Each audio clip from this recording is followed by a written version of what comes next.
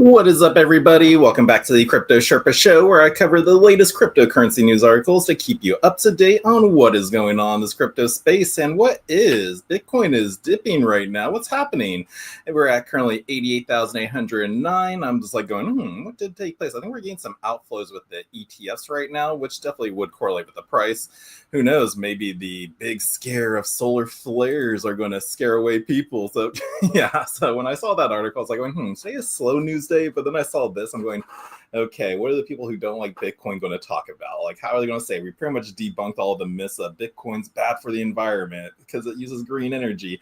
Bitcoin's only used by criminals. And it's like, nah, Bitcoin is tracked and publicly viewable, so they don't want to use that. But they could also be a little private. So that myth's debunked. And then now we get solar flares as the unforeseen threat to crypto payroll. So, I want people are going to believe it, get too shaken out about it. And then people really shouldn't let this determine if like they're new to crypto and Bitcoin and want to get in. It's like because they always still have like the old narratives out there, like I just said, like in the back of their mind. Now they got this one going, I just saw a news article about solar flares. Actually, right before this was a quantum threat. People were freaking out like, is quantum computers going to take away or disrupt Bitcoin and crypto? It's like, nah, it's not. It's all technology. Everything's going to get upgraded, even Bitcoin, because it's just technology. So that's not even a threat. So with this here, it's like, I don't think so. But let's go through this article and actually read what they're saying about it so that we know what the other guys say. And that way you have all the knowledge. You go like, no, that's not right. So here we go. Let's go through this first article for you guys. But again, happy Friday. We did it. It's the end of the week. So woo. So as we dive deeper into the world of digital currencies, we can't ignore the looming threat posed by solar flares. Those powerful solar events can wreak havoc on crypto payroll systems, causing delays and potential data losses. So how do we prepare for this? So yeah, right there, they're trying to like freak out. It's like, are people going to use it for payroll and payments, accepting it? No. But solar flares, what are they exactly? Well, solar flares are sudden bursts of radiation that result from magnetic energy released from sunspots. These flares emit X-rays and ultraviolet radiation that can reach Earth quickly, causing geomagnetic storms. Ooh, sounds scary. These storms can disrupt satellite communications, GPS, and power grids. Given our reliance on technology, the unpredictability of these events is something we really need to be wary of. Is it really? Like, it's kind of like the asteroid that they say will eventually hit Earth. It's like it's gotta be weird. That's how like this feels to me. It's like it's something so big, but like it's like it also so little, like right now. So, but the ripple effect on crypto payroll with this. Solar flares could spell disaster for crypto payroll systems, and here's what could happen. Network disruptions. The flares can mess with the satellites and internet comms we need for blockchain transactions. This could mean delays in processing payroll, especially for cross-border payments that depends on constant connectivity. And again, if we would need the biggest solar flare ever for this to even happen, for a network disruption, because Bitcoin runs on thousands of nodes around the world, and satellites, like I said, they could disrupt satellites, but again, it's like it would have to disrupt every single one at the same time in order to play a role. So so not too scary there.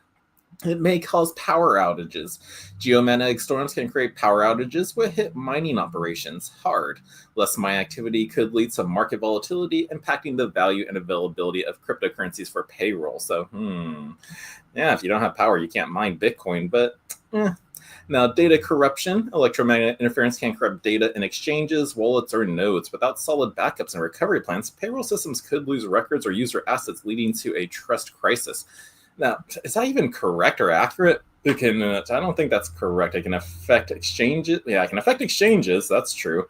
But crypto wallets and nodes, I don't think that has an effect on that. So again, that's why I read the articles to see what are they saying, what's actually true, what's not true. And so the wallets and nodes, I don't believe it can be affected.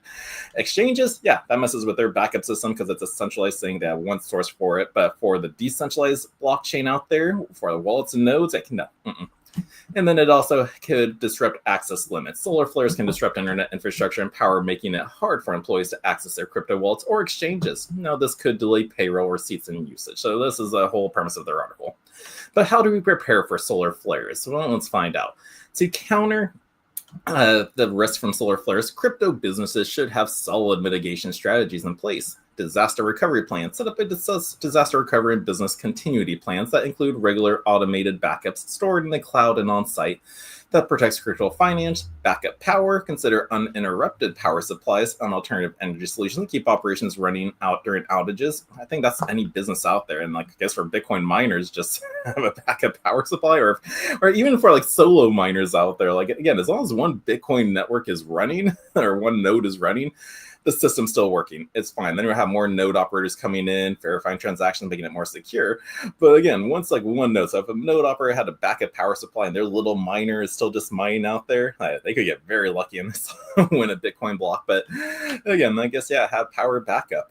And then let's see, was there anything else on here? Let's see, learning from solar events. Recent solar flare incidents offer important lessons. For instance, several crypto operators experienced communication disruptions during a major solar event, which caused delays in temporary unavailable funds. But by studying these events, businesses can spot vulnerabilities and implement practices. So again, I feel like this is going to be like a new type of myth coming out for Bitcoin and cryptocurrencies, just another way to scare the public. Again, there's still a fight out there. A lot of people still don't like crypto, Bitcoin. They don't believe in it, and they would rather fight to not let it evolve any further and just prove to themselves right. It's like, see, I told you Bitcoin was this dead, no good investment. Like, now solar flares, they can affect that. So this is just a fun narrative. Like, I'm not going to take anything from this article. I just thought I'd share it with you guys because I saw it in the news. It was a slow day, but it was like people are probably going to be wondering about this.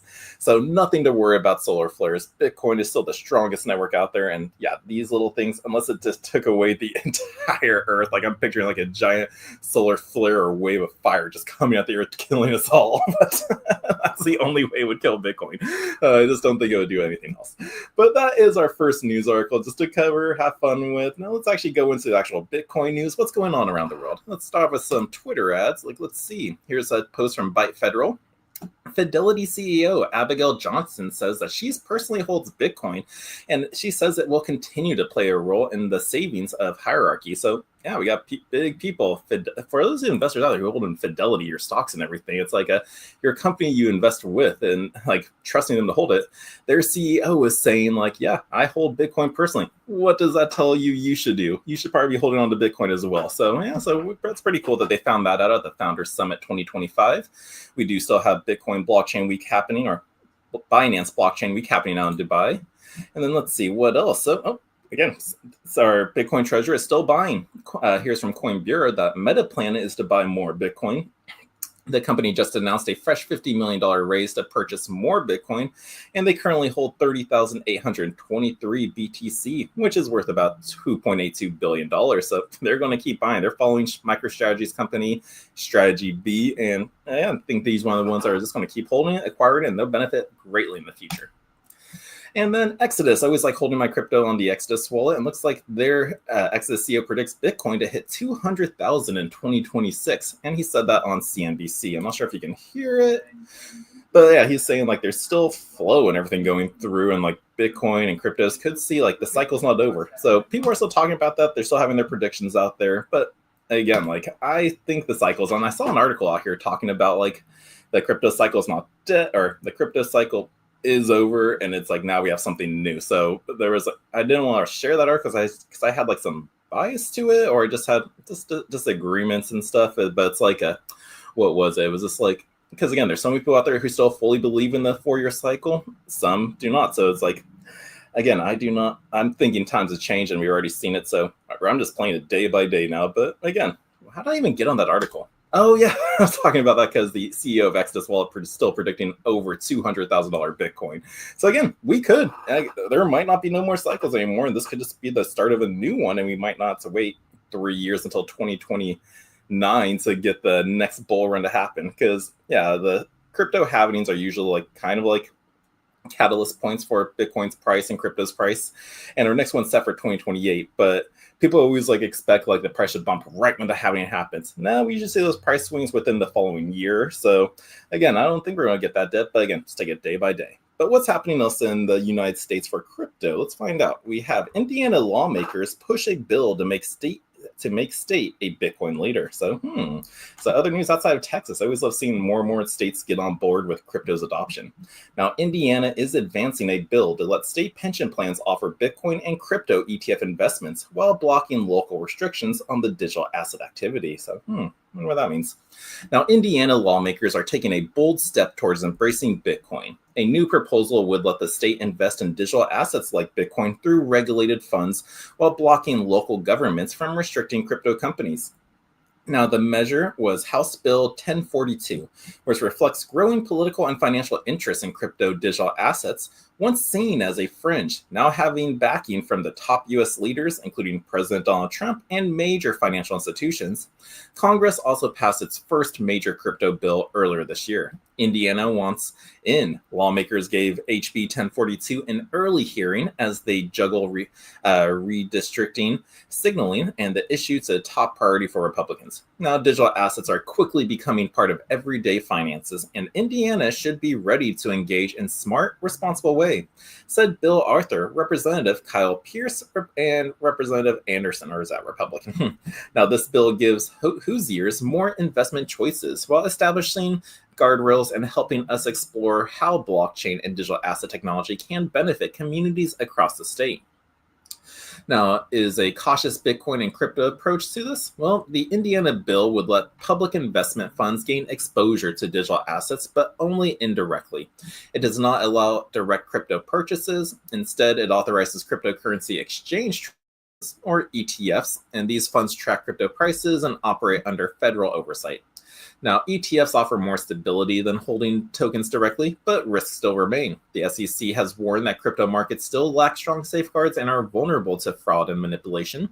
The concern surfaced in testimony from Tony Green, Deputy Executive Director of the Indiana Public Retirement System.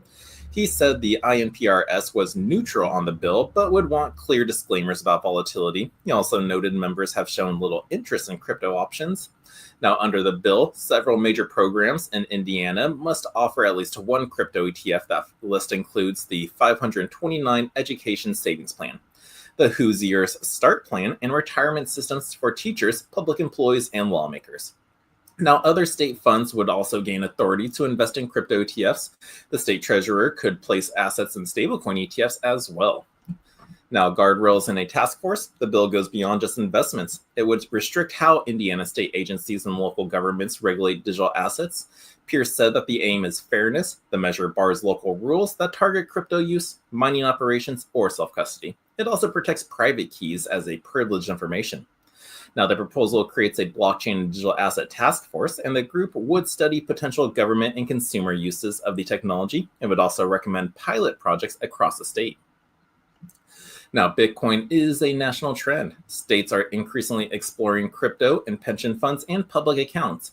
The push comes as Bitcoin gains traction as a potential store of value for governments. Some federal proposals have even floated using Bitcoin reserves to offset national debt. Last week, Texas became the first U.S. state to purchase Bitcoin through a spot ETF buying $5 million worth of BlackRock iShares Bitcoin Trust, according to Texas Blockchain Council President Lee Bratcher.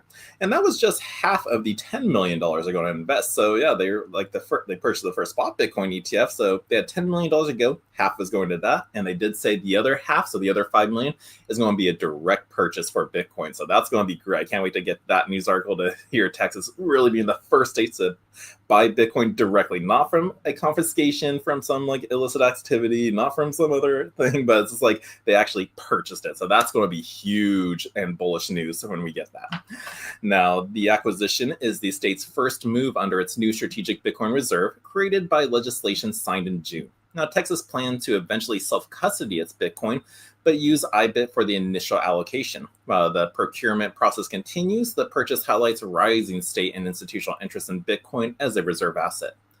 Even Harvard University recently tripled its IBIT holdings to $442.8 million, while Emory University and Abu Dhabi's AI Warda investments have also boosted its exposure. Now, Texas had previously explored a Bitcoin reserve proposal that called for cold storage, resident donations, and annual audits. Meanwhile, in New Hampshire, approved a $100 million Bitcoin-backed municipal bond, the first of its kind globally, requiring borrowers to over-collateralize with Bitcoin Now, at the time, Bitcoin was 90,000, but we have dipped since this article came out. We were at 8809 right now. But yeah, so that's what's going on in India. But it's always nice getting a little refreshers on what did take place. Because, last year, this entire year, 2025, we're not out of 2025 yet, but there has been so many bullish news articles just in the United States alone, just from what each individual state's doing in crypto, who's passing bills, who's setting up strategic reserves. It's always nice getting these refreshers. I always forgot New Hampshire was last a couple weeks ago, Texas's purchases, and then now we're getting Indiana. And then there's some other news happening with the states as well, where they're getting involved in stable coins, which is still blockchain tech. But I do love when I get more news about Bitcoin news, because definitely Bitcoin is the apex predator. There's no second best, as Michael Saylor would say. So that's what's going on with Indiana and the HB 1042. So we'll take a look at that more. And let's talk about what Elon Musk SpaceX is quietly doing. So it looks like they're just rearranging their crypto holdings. And yes, they haven't made any more purchases, but I think it was back in 2020, 2021, they made at least $100 million or something. They made some purchase, but right now they are reallocating or just relocating the 100 million in Bitcoin. And an analysis did take notice of it. So blockchain trackers have picked up on fresh activity tied to SpaceX, adding fuel to speculation that Elon Musk's aerospace firm is quietly reshaping how it manages its crypto reserves. Now, the latest movement flagged by Arkham Intelligence shows that more than 1,000 Bitcoin, close to $100 million at the current price, being routed away from one of the company's monitored wallets. So rather than just moving coins between known addresses, the transaction funneled its funds into a previously unused destination, prompting analysis to revisit assumptions about SpaceX's storage and practices. Now, the firm earlier transfers have often pointed towards Coinbase primary custody flows, but on-chain identifiers haven't yet confirmed whether the latest reallocation leads there. So he's moving it somewhere. So people are keeping an eye on that, because again, if it moved into Coinbase custody, I don't know if that would be the bearish news out there, because usually when an exchange moves crypto into their exchange, they're planning on selling, which scares the market to sell as well. And then who knows, they just probably buy back the dip, because that's how usually worlds do it. But we're still keeping an eye on where it's heading. Right now, it's just been directed to an unused wallet that they have, but hasn't been pointed to their Coinbase Prime yet. Now, SpaceX's treasury strategy appears active rather than passive. The shift is part of a broader pattern that intensified over the last several weeks. Multiple outgoing flows from wallets linked to the rocket maker suggest a rebalancing effort or an internal consolidation, a stark contrast to companies that simply just sit on their reserves until price cycles peak. Now, even after the latest withdrawal, Arkham estimates show SpaceX with a sizable footprint with more than 5,000 Bitcoin sitting across labeled holdings, worth nearly $500 million. Now, that amount has fluctuated slightly since November, but not enough to displace SpaceX from the short list of major corporate Bitcoin owners. Now, the market moves provide convenient timing, but silence still remains. The timing is noteworthy because Bitcoin has staged a resurgence above 91,000, and institutions have been visibly repositioning as liquidity improves heading into year end. Now, some analysis interprets SpaceX's wallet activity as an opportunistic relocation rather than a liquidation. Now, true to form, the company isn't offering explanations. Musk has made comments over the years that Bitcoin could be useful at corporate levels, but SpaceX has never publicly outlined how or why. It just adjusts its crypto holdings. Now, until it does, analysts are left reading signals from addresses that are on-chain, where one thing at least is clear: SpaceX is not sitting still. They are still holding their Bitcoin. So again, there's still a bunch of corporate holders out there that hold on to Bitcoin that's in their reserve, and we just don't even know, or we forgot it happened, because SpaceX has not been in the news with Bitcoin, not since 2020 days. Same with all the other companies like acquiring it, buying it. Some sold, like Tesla, I think, did sell a little bit, but there's still some on their balance sheets.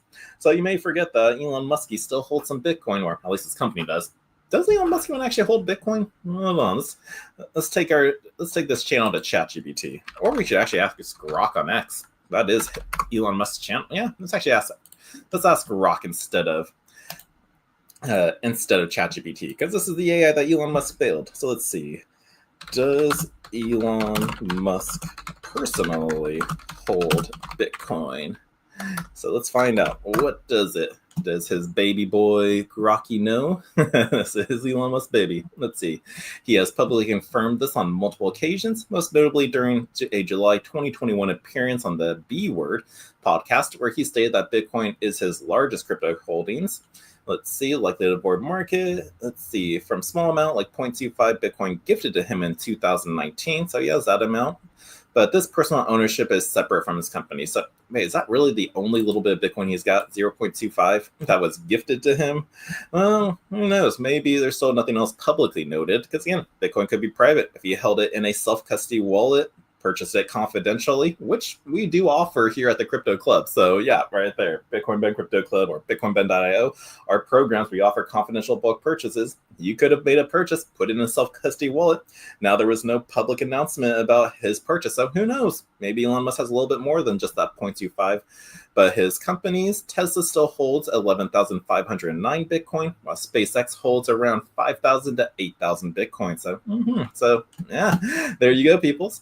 Now let's continue on with the news. What else is happening? Let's see. It's a short news day, so I only have really a couple news articles. So maybe I'll go over this one, which seems kind of boring, but it is news. It's going on around the world, but we'll take a commercial break after this. But Italy moves to reshape its crypto market as the MICA comes into force. So Italy is preparing to overhaul how digital asset companies operate within its borders, setting a firm deadline that will push crypto platforms to either adopt the European Union's MIC regime or shut down the services entirely. So the country's securities, can I zoom in on this? Let's see, I think this is as good as I'm going to get it for you guys to be able to read along. But the country's securities regulator has now made clear that the transitional window that allows firms to operate under lighter national rules is closing, meaning the industry is entering a supervised phase that mirrors wider EU policy. Now, crypto providers in Italy have so far functioned through a domestic registration system under the Organismo Agente e Meditorio. The arrangement will now end. Firms that want to stay in business must file the authorization as crypto asset service providers under the MICA or use the passporting mechanism to enter via a license obtained elsewhere in the European Union. Now, those who file before the deadline can continue servicing Italian clients, but only temporarily. It has allowed a maximum extension until June 30th of 2026, while applications are reviewed, although approval or rejection automatically ends the grace period early. Now, platforms choosing not to comply face a mandatory wind down. So companies that decide against seeking the MICA authorization are required to exit the market in an orderly way. The Italian regulators, Consob, instructed such operators to stop offering services by December 30th and alert customers about their withdrawals. Now, close accounts and return held funds and assets on request. Now, providers must also publicly disclose whether they plan to pursue authorization or just step away, meaning users should be able to identify which platform intends to remain in the market. Now, alongside its directive to companies, the CONSOB issued a separate warning for retail users. The regulator noted that some operators currently servicing Italian clients may not be authorized to continue doing so next year. Now, investors are advised to check whether their platform has communicated its plans. If that information is missing or unclear, the CONSOB suggests that users request clarification or withdraw their balances. The notice is one of the strongest investor protection messages that the regulator has issued since the MIC legislation began moving through Europe. Now, Italy is pushing ahead as Europe signals end of the transitional period. So Italy's stance aligns with commentary from the European Securities and Market Authority, which recently reminded national regulators that transitional allowances under MICA cannot be indefinite. The ESMA urged member states to require wind-down plans from firms unable to or unwilling to meet authorization standards. Italy appears to be among the first major jurisdiction to formalize those instructions, using the flexibility granted under MICA to impose clear deadlines while embedding the legislation into national law. Now, the shift is expected to temporarily reduce the number of firms operating in Italy, particularly smaller platforms for those reluctant to comply with reporting requirements. However, regulators believe that the market will emerge with stronger consumer protection and clearer operational standards for investors and companies alike. Now, the transition marks the beginning of a regulated era, one that forces crypto businesses to prove they can meet the same expectations now applied across Europe. So, trying to just fester on this right now. Just like that was a lot of like, it seems like boring news. It's not exciting news. It's changing, happening around the world. It's a lot of information to take in, and it's just like, what are my thoughts on that? It's like, is it stifling innovation? Is it making it better? That we're trying to make like a medium, or is this going to push businesses elsewhere? And that's like what we usually get when like they impose like strict taxation in crypto and all that stuff. It's like it doesn't do good for the country. So I think we're going to see, and like with the MICA, it's like that's been popping up around a lot lately. Let's see. Let me take a look, because I always forget what the MIC, the Markets and Crypto Assets Regulation. Yeah, it's the European Union's comprehensive crypto regulative framework that came into force in 2024-25. So yeah, it's just the way the European Union is trying to regulate and control cryptos as much as they can. Again, they can always control centralized entities, but they can never control. I might even switch back. But they cannot control the coins itself exactly. So like Bitcoin, can't touch. It's its own system, its own network. It's outside of the traditional fiat standard. Let's take XRP for example. They probably could tether. Yeah, centralized entities. They got backends. They can freeze accounts. They have a little bit more control out there. And that, but for exchanges wise, yeah, those are the ones that got to play the ball game. Crypto wallets, I don't know, unless they take them off of the App Store, but they really can't control these software wallets out there. But that's what's going on in Italy, making moves just to reshape, have some a little bit more regulations and everything going on. But that's our Italian news. So yeah, stuff's happening all around the world, from the United States to Europe to Russia to China to South America. Bitcoin is a worldwide event. That's why I love this news, because there's always something about to go on. I thought it was a slow news day, but there's always something happening. So very cool. But let's take a quick commercial break, and we will be right back after these messages. What if I told you a truck driver cracked the code to building a crypto empire? Meet Bitcoin Ben. He went from driving 18-wheelers to creating 6 different ways for regular people to stack Bitcoin and build wealth. This isn't just another crypto course. This is a complete ecosystem where you earn while you learn. First up, the confidential bulk purchase program. Get Bitcoin at wholesale prices through group buying power. Then there's Home to HODL. Convert your home equity directly into Bitcoin instead of cash. Need funding? The Loans for Bitcoin program gets you the capital to buy more crypto. Want passive income? Private Key Capital puts your Bitcoin to work. Hungry for something different? Bitcoin Ben's tokenized beef lets you invest in real cattle backed by blockchain technology. And if you want to mine? Bitcoin Ben's mining program gets you started with the right equipment and knowledge. But here's the kicker. Bitcoin Ben's Crypto Club pays you to learn. Earn 10% on direct referrals, 5% on second level, 2% on third level. This might be the only membership where you make more than you pay. Ben went from 10 years behind the wheel to becoming the world's most unlikely crypto expert. Now he's sharing everything through live training, community events, and proven systems that work. Ready to stop watching from the sidelines? Join Bitcoin Ben's Crypto Club today and start stacking sats while building your financial future. Your truck driving days are over. Your crypto empire starts now.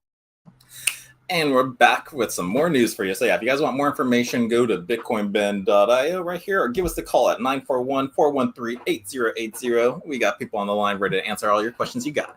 But let's continue on with the news. What else is going on in the crypto space? So that was basically all of our Bitcoin news and everything going on there.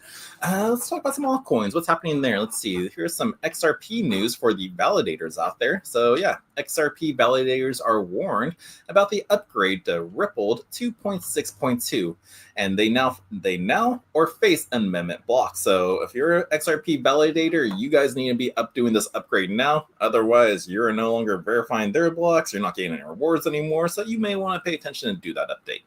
So XRP Ledger validators have been issued a stark warning to upgrade to the latest version of the Ripple software version 2.6.2, or risk being locked out of the upcoming network amendments.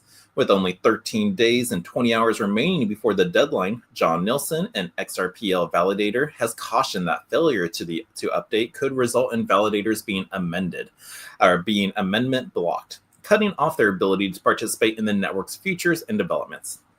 Now, Ripple's version 2.6.2 introduces critical updates aimed at enhancing the overall functionality and security of the XRP ledger. One of the key improvements is the activation of the fixed directory limit. The amendment, which removes directory page limits, significantly improving network efficiency. Alongside this, the updates also addresses a major bug that caused assertion failures when all inner transactions within a batch of transactions were invalid. Now, these fixes are vital in ensuring smooth operations and minimizing disruptions within the XRPL ecosystem for both users and developers. Now, key improvements to this upgrade of the Ripple version 2.6.2 and how it's enhancing network efficiency and stability. So, Ripple's first announced the release of version 2.6.2 with emphasizing its importance for validators to stay aligned with the network's evolving needs. As amendments are central to XRPL's continuous development, ensuring that systems are updated, it is critical to avoid any operational disruptions. Ripple CTO David Schwartzen also shared that his system has been running the latest version without issues, giving validators confidence in the stability and necessity of the upgrade. And it's just like any computer out there, it needs updates. Like I know some people are still new to the technology, they skipped out on the learning phase. It's like your computer does need updates. I always say give it a week if a new one comes out, so that way you know there's no vulnerabilities in there. But your computers need to be up to date in order to function smoothly. So just like how this XRP news is coming out and everything, like the validators, they need to upgrade their miners. Like I'm just pointing this out there to all you guys who are still new to the technical space with computers, not sure how they work. They need to be updated so everything runs smoothly. Like if your computer was out to date and your crypto wallet on there, let's just say Exodus had the most current update, but your computer is out of date. You try logging into Exodus and now your coins, numbers, everything's just out of sync. It's not showing you anything accurate. It's because the computer wasn't running what the new wallet was. So once you did the update, everything runs smooth. Your wallet's working fine. You see everything you got. So yeah, stay up to date with your technologies. Do those updates, but just a good tip, just wait a week. So if one comes out, give it 1 week, see if anything in the news came out saying, oh, there was a hack or a malware in it. Then you're part to do the next update. But just give it a week, do the update, and then you're solid and everything's going to be working smoothly.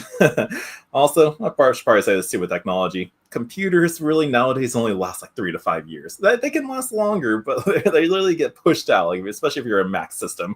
My dad, over this last weekend when I was in California, my dad's still running his 2013, or was still running his 2013 MacBook computer, and it's why can't I see any of this? You couldn't even use websites anymore to check anything.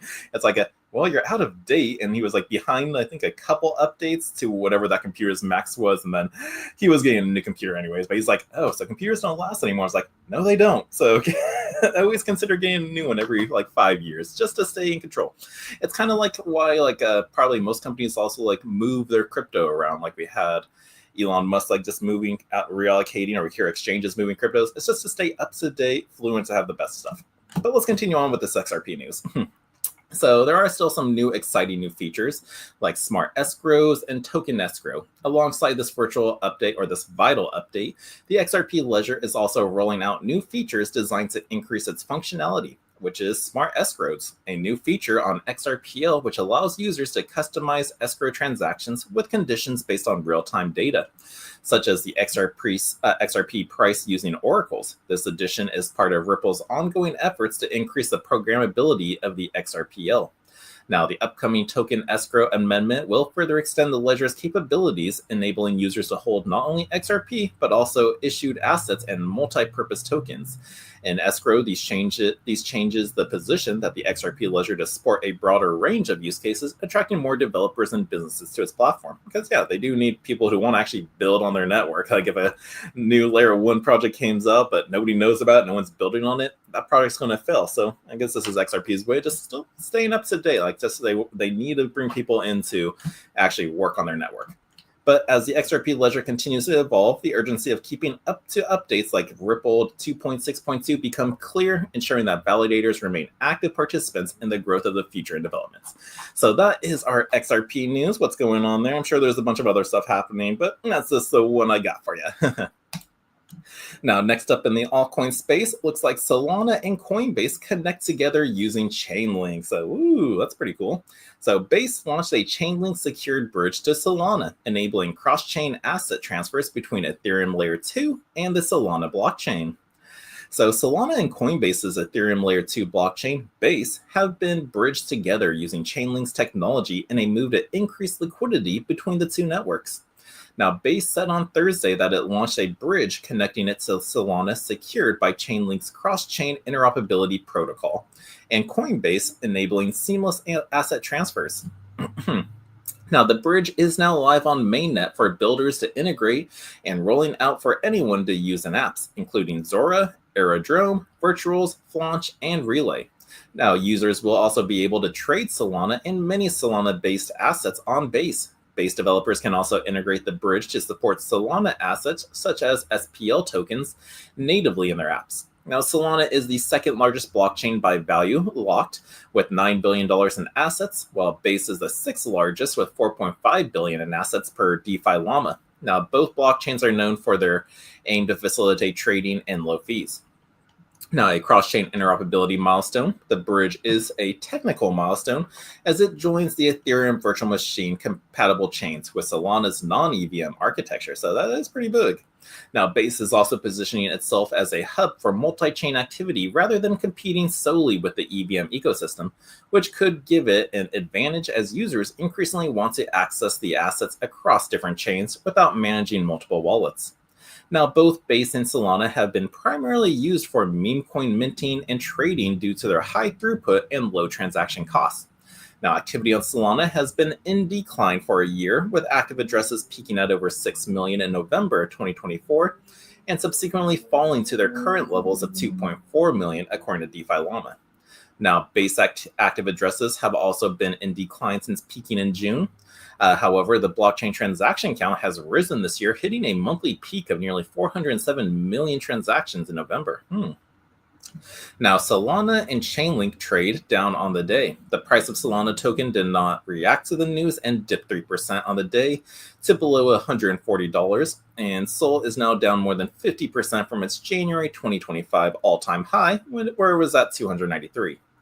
Now, Chainlink also dropped around 3% on the day at $14.30. It is now down 73% from its all-time high back in 2021. So that's when the last all-time high was for there, which it did have a price nearly $53. But despite the recent launch of the first US spot link exchange traded fund, as altcoins have underperformed so far this market cycle. And yeah, because like altcoins really didn't have it. And we really didn't we did have a bull run, kind of. Bitcoin did reach an all-time high. Bitcoin had its run, but altcoins, we never got that at all. So but again, some people also think, did Bitcoin really even have a bull run? If we take a look at the rainbow chart, we just been holding the accumulation phase. See the colors out here, which stand the maximum bubble territory, sell territory. We've been following this tracking since the very beginning, and it's kind of following the rainbow chart. And right now, we are still in the accumulate phase. If we can zoom in on this, let's scroll down. So yeah, here we are. So we are still in the green for accumulate. And Bitcoin never really had the pink. We stuck in the hodl phase, but we never really experienced it's a bubble, or FOMO intensified, sell seriously. So it's So that's why I agree with some people out there, the predictions that the CEO of Exodus, man, we could go to 200,000 because I just don't think we're done yet. Let's go back up to the chart, just the long run, our last bull run, where the altcoins was 2021. So we never really experienced it yet. So we'll have to wait and see. I still think there's move, but I'm taking it day by day. But that is our Solana and Coinbase news, or Base news. We really shouldn't say Coinbase, but it is their it is their blockchain. But yeah, Solana and Base news, and they're utilizing Chainlink to come together. So very, very cool. Now let's continue on with our next article on RIP the Metaverse. Mark Zuckerberg slashes the budget as crypto projects suffer. So Meta has lost more than $70 billion on the metaverse, and at long last, Mark Zuckerberg looks like he's pulling the plug. So no more Meta. 4 years ago, Mark Zuckerberg's Facebook unveiled an audacious rebrand and revealed a bold ambition. It was going to start focusing on the metaverse. Now, the tech giant would now be known as Meta, that's Greek for beyond, and as it shifted its focus from social media to virtual reality. Zuckerberg was adamant that the metaverse would be the future. The billionaire envisioned a world where we would spend our working days in a digital office and experience human connection with people thousands of miles away. But from the very beginning, Meta's efforts were met with derision for multiple reasons. The company's pivot coincided with major economies coming out of the coronavirus lockdown, with many of us desperate to get out into the real world. Now, consumers bristled at the prospect of paying the top whack for VR headsets.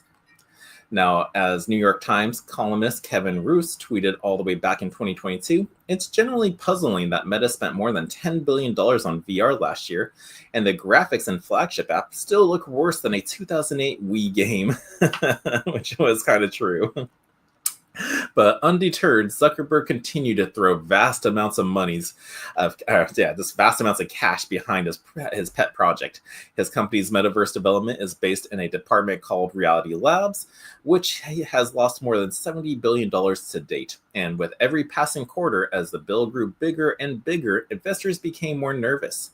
Now that brings us now to Bloomberg, which has reported the tech giant is planning to slash its spending on the metaverse by up to 30% from next year and turns its attention to other nascent technologies instead. Now, some analysts have even predicted that doomed projects such as Horizon Worlds could close altogether. Now, Wall Street is absolutely thrilled by the news, though, with Meta's share price surging higher as the company confirmed that its investments were shifting. But you could argue that all of this was inevitable, with Zuckerberg diverting much of his attention to artificial intelligence instead. Now, nonetheless, this is the latest incident where Zuckerberg has painfully retreated from one of his big ideas, and it isn't the first time it's been crypto-related. Facebook, as it was known back then, had also plunged vast resources into Libra, which intended to be digital currency that could be used by social networks, billions of users, but the project attracted staunch criticism from the US and EU. He worried about a private company having a vast influence over the payments landscape, although his plans were hastily revised and watered down, and they were dropped altogether after a seemingly endless number of rebrands. Now, in some ways, Libra was quite ahead of its time, especially considering the stablecoin surge we're seeing right now. As regulators catch up, you have to wonder if we might say the same about the metaverse in a few years. And yeah, you never know with that. Literally, it's still probably just way too soon for it, because the idea is cool and everything, but again, we're dealing with 2008 Wii graphics. It's you want something a bit better, and so you never know in the future. Maybe metaverse will come back, but right now it's not. Everything's focusing right now on AI, robots, so the virtual reality, that's probably gonna come down later.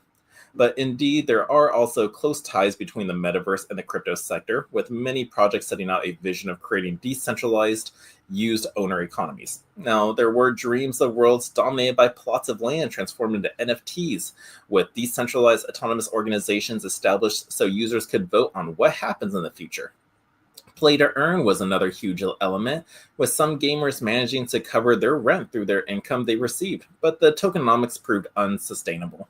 One of the best-known crypto-focused platforms was Decentraland in the heady days of 2021, when Metaverse Mania was at its peak. One patch of virtual real estate in the online world sold for a staggering $2.4 million. Oh my gosh, that's crazy. Now, fast forward now, and the prices have plummeted, as well as the user numbers. Figures from DApp Radar suggest that there was just 46 unique active wallets over the past 24 hours, with trading volume of just 10.21. Ouch, or $10.21. Now, things got worse when you look at Decentraland's native Mana token. It's currently trading at 15 cents, which is down 97% compared to where it was 4 years ago. Now, the same is also true for other projects, such as the Sandbox. Back in November 2021, its native token was 36 in the ranking, with a market cap above $6 billion.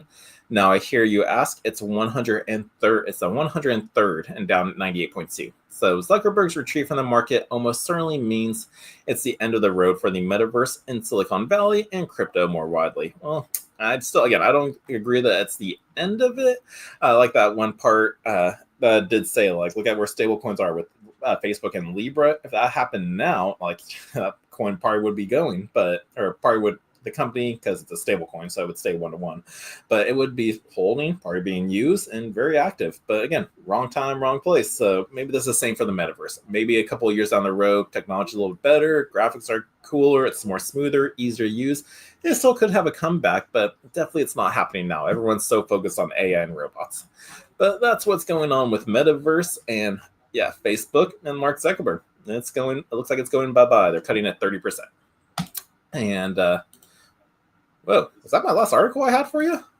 That was the last news. So, yeah, and there's nothing else. Let's take a look at their fear and greed index now. If that's it, well, let's see. We are still currently at a 25. I think we were at 25 yesterday. So the market's not moving, but because prices went down a little bit, well, it looks like we're making a way back up for Bitcoin. It's getting us 24 hours. So we had our huge dip right there, dang, and it's making a little bounce back up. So if we can get back up to above the 90s, nothing to fear. If we hit 85 and it's breaking that level, we could go lower. So let's keep an eye on the chart, looking at it, but it looks like it's making its way back. People are buying that dip, and but everybody, I hope you all have an amazing weekend. It's Friday. Stay safe out there. Watch some sports, have fun, play poker. Don't get so fixated on price. If you're new, just buy and hold. Look at it maybe a year down the road. Don't focus on the prices right now. Just accumulate more of it. Or if you just did one big time buy, just sit on it. It's going to grow. But yeah, go out there, touch some grass, enjoy it, have fun with your friends and family. And I will be back tomorrow. No, not tomorrow. We'll be here at the Crypto Club tomorrow. We have our new member orientation to go over our programs. But I will be back on Monday with some more crypto news for you guys. So everyone have an awesome weekend, and I will see you soon. Peace. What if I told you a truck driver cracked the code to building a crypto empire? Meet Bitcoin Ben. He went from driving 18-wheelers to creating 6 different ways for regular people to stack Bitcoin and build wealth. This isn't just another crypto course. This is a complete ecosystem where you earn while you learn. First up, the confidential bulk purchase program. Get Bitcoin at wholesale prices through group buying power. Then there's Home to HODL. Convert your home equity directly into Bitcoin instead of cash. Need funding? The Loans for Bitcoin program gets you the capital to buy more crypto. Want passive income? Private Key Capital puts your Bitcoin to work. Hungry for something different? Bitcoin Ben's tokenized beef lets you invest in real cattle backed by blockchain technology. And if you want to mine? Bitcoin Ben's mining program gets you started with the right equipment and knowledge. But here's the kicker. Bitcoin Ben's Crypto Club pays you to learn. Earn 10% on direct referrals, 5% on second level, 2% on third level. This might be the only membership where you make more than you pay. Ben went from 10 years behind the wheel to becoming the world's most unlikely crypto expert. Now he's sharing everything through live training, community events, and proven systems that work. Ready to stop watching from the sidelines? Join Bitcoin Ben's Crypto Club today and start stacking sats while building your financial future. Your truck driving days are over. Your crypto empire starts now.